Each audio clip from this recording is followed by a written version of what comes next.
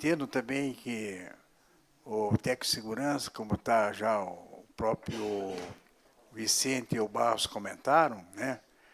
Ele é ligado ou direcionado já ao Ministério do Trabalho, né? Entende?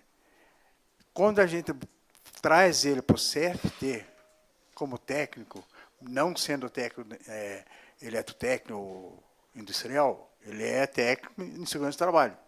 A gente vai criar uma dificuldade no sentido assim de que o próprio conselho deles vão argumentar essa questão. Não é isso? Não vou esclarecer, eles não têm conselho, a gente está trazendo... Mas são ligados ao Ministério do Trabalho. Não, eles são ligados ao Ministério do Trabalho, só que para eles trabalhar, a empresa exige o registro do conselho, eles vão lá se registrar no conselho. A gente não está trazendo todos, estão trazendo aqueles que já têm um título aqui, como eletrotécnica, como mecânica, e tem o curso de segurança do trabalho. Então, esse que tem o segurança do trabalho, a gente está dando a oportunidade de se registrar aqui, porque senão ele vai se registrar no outro conselho.